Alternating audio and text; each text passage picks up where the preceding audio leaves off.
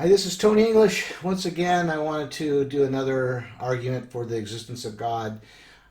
Today happens to be Memorial Day weekend, and I thought it would be an appropriate time to make an argument based on morals.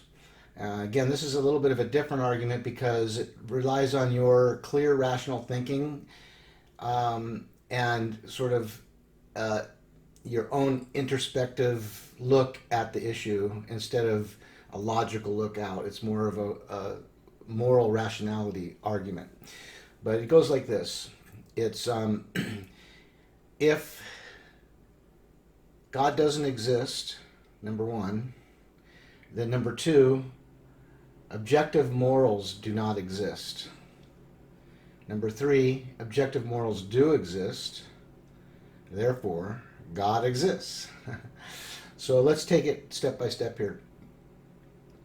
Step one, if God doesn't exist, morals, objective morals cannot exist. Well, let's think about that for a minute. First of all, the idea of God not existing is irrational in many ways. Just think about all this life coming out of nowhere, this universe coming out of nowhere for no reason by chance. If there is no design or purpose behind it, what the heck's going on? Just that thought alone, if you ponder it, is like there has to be some purpose to it that's more than just physical. There's more than just a random sequence of events that happened for no reason. So today's Memorial Day, and think about all those guys and gals who went and gave their life for a purpose. This Memorial Day popped out of the basically the Civil War, and there was hundreds of thousands of people who were killed over an issue of morals. And if life is just about life, subjective, there's a difference between objective and subjective. Objective means something's true no matter what everybody believes. We could all be wrong, or we could all be right, or some can be right and some can be wrong, but there's a truth out there that's separate from what people think is true. And so if we all believe that there's a purpose to the human race and to freedom and to goodness, and you go and die for that cause, then you're a fool if there is no purpose, if there is no design, if there is no plan, if there is nothing behind it. Then the people who gave their lives, it should be called All Fools Day, not Memorial Day, because they gave their life for a reason. And so we need to look at the fact that if there is no God, what the heck? Like, they were very stupid to go die. They should have just stayed alive and lived their life. What does it matter in the future? But the Civil War had other moral issues, as we all know, and people died for that. And they wanted to make sure that all men were created equal, and that we all considered that as far as the law goes. So if there is no God, then morals do not exist. They cannot exist. Morals are something that are non-physical truths, just like mathematics, just like logic, just like love. You can't prove that someone loves you. They can get evidence from their actions, but love is something that is non-physical. It's not scientifically provable. It's not a materialistic issue. It's a true objective truth that's not material. So morals cannot exist if God doesn't exist. There has to be a necessary ground to right and wrong. Now let's break down morals. Morals have kind of two aspects to them. There's values and there's duties. And let me explain the difference. A duty is like a mom has a duty to take care of her child. This can run into the abortion issue, but really, if you look at a duty as like a moral obligation that you as a human being are obligated to do. And the reason that a mom has a duty to take care of her daughter is the daughter has value. So the daughter is value. But is that just a subjective opinion? Is it only because the mom values the daughter? Is the daughter only valuable because of the feeling of the mom? And if the mom doesn't have that feeling, the daughter has no value and can be killed? See, that's a subjective basis. But if it's objective, even if the mom doesn't care for the daughter and thinks the daughter is an inconvenience, she doesn't have a right to kill that daughter because the daughter has value and the mom has a duty to make sure that daughter's okay. Now, she may not want to raise it. She can put it out for adoption. She can do whatever she wants. But killing a baby for convenience is morally wrong objectively. And I'm not going to apologize for that. Just like in the Civil War, half the country thought owning a black person was morally right. They were wrong. And as you know, societies can grow from a lower moral standard to a higher moral standard. You know, apartheid in South Africa went from lower moral standard to higher. And we're all the societies have things we can improve on. So the bottom line is, if God doesn't exist, morals are all just subjective. And how would that be? Let's pretend that's true. Let's think about this. Let's say the universe is sort of a quirky thing that happened out of nowhere, who knows why, for no reason. There's not a mind or a person behind it. It's all just a physical, mathematical anomaly in quantum physics or whatever they want to claim. Then what's really happening is the DNA is just trying to replicate. And so the DNA, it has two choices, fail or succeed. So it just keeps replicating, and then when the ones that fail die off, but the ones that succeed keep going. That's the theory of evolution, that we went from random chance in a primordial soup to what we are now with these complex DNA cells that divide and provide life. So if that's the only purpose in life, then we've been tricked.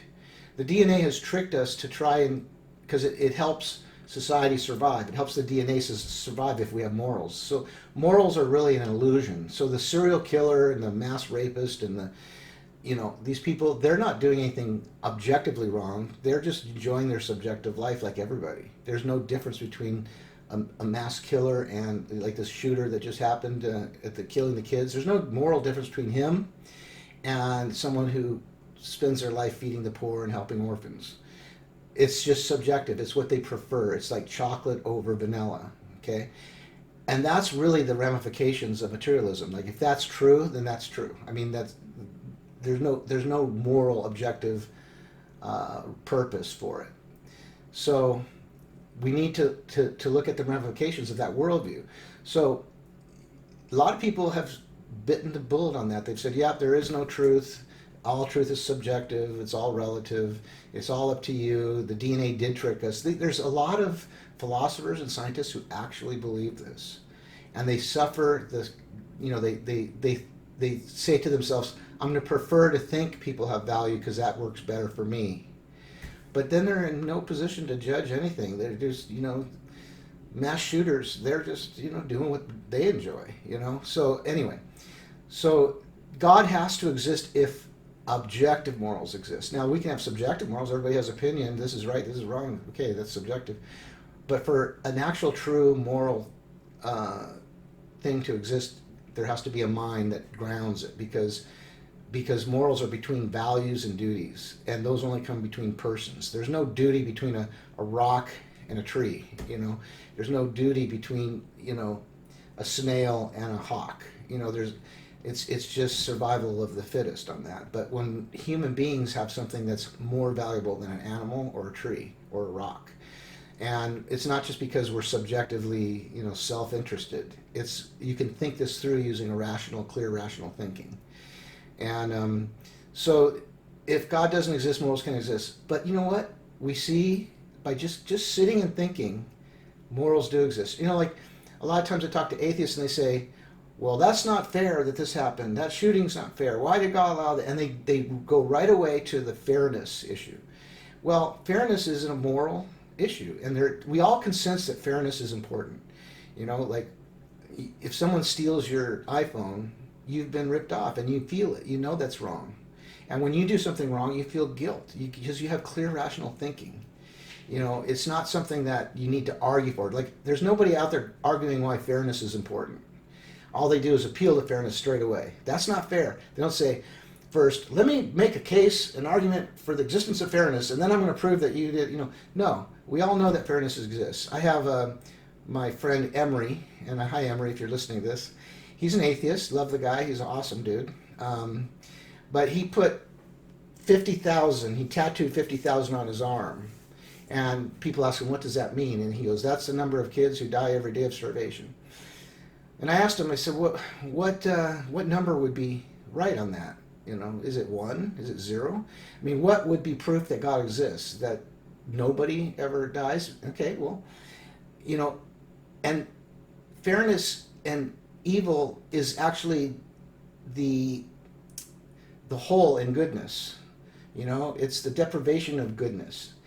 Evil is not a thing. It's a deprivation of good. So what we need to argue about is there goodness? Does goodness actually exist? Do those kids deserve to die of starvation? Is that just natural selection? Is that just the DNA failing and trying to get them better? Or is there value in those kids beyond their utility? Like how much they can add to the world? Are they valuable despite how much they can add to the world or to help DNA survive? So if you think about clearly, if you're honest with yourself, you can feel it. It's almost like a thinking part of your brain that you can feel. So the argument goes this way: God doesn't exist, morals don't exist, morals do exist, we all know it, we all argue for it, so God must exist. Very simple argument, and I don't think the people who died for our country or the cops who gave their life did so in a foolish way. I think they were heroes. I think there's more to life. I think this is the seed to the perfect life coming. There will be a perfect life someday, and this is just the seed, and it's the perfect way to get to the perfect world. So anyway, happy Memorial Day, and thanks to all those veterans out there who gave their life and time and blood and treasure for our freedom. And it's valuable, and it's important, and it's not a foolish thing to do. So talk to you later. Bye.